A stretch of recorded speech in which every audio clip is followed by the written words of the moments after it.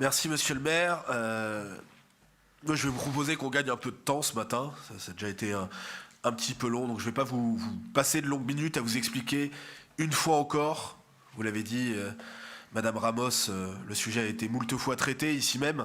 Vous expliquer une fois encore pourquoi votre projet de destruction d'Acropolis est une erreur. Alors, si vous voulez bien, pour gagner un peu de temps, ne nous faites pas 1 heure derrière pour nous réexpliquer pourquoi en fait c'est formidable.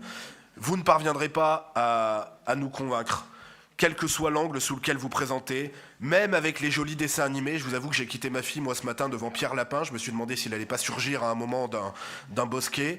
Même avec les jolies projections d'architectes, colorées, verdoyantes.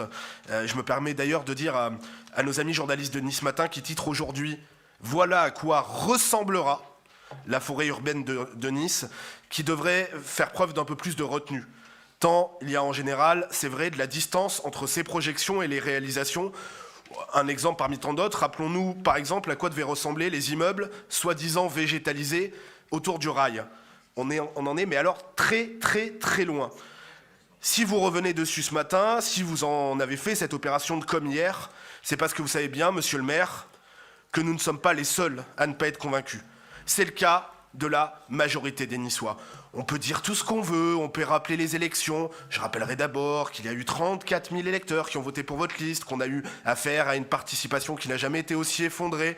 Et puis, je crois très sincèrement qu'il y a bien peu de Niçois qui ont voté pour votre liste. Ils ont voté sans doute pour plein d'autres raisons, mais je ne crois pas qu'il y ait beaucoup de Niçois qui aient mis un bulletin dans l'urne en se disant « Aujourd'hui, je vote pour la destruction d'Acropolis ».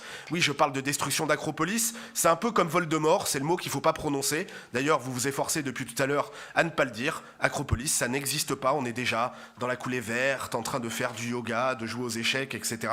Mais Acropolis est toujours là, et je le crois, effectivement, nous ne sommes pas les seuls à ne pas être convaincus. C'est le cas de la majorité des Niçois. Je pense même, monsieur le maire, que jamais l'un de vos projets, vous en avez cité quelques-uns, certains qui ont été discutés, d'autres moins.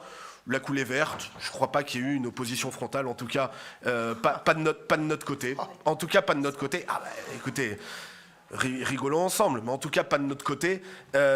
Mais je crois que jamais l'un de vos projets n'a suscité une telle réprobation, un tel rejet. Dans vos propres sondages, et même quand la question est posée habilement, sous l'angle unique, comme la présentation de ce matin de la trame verte et non de la destruction, les Niçois vous disent que c'est, à leurs yeux, le projet le moins prioritaire, c'est-à-dire celui dont ils veulent le moins.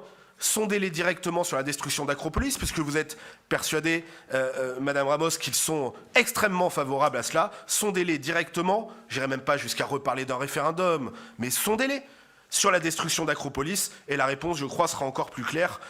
La justice, chers collègues, monsieur le maire, vous a offert un délai de réflexion. Il vous reste 1 mois pour écouter les Niçois, pour renoncer. Je suis persuadé que vous en sortiriez grandi. Je vous remercie.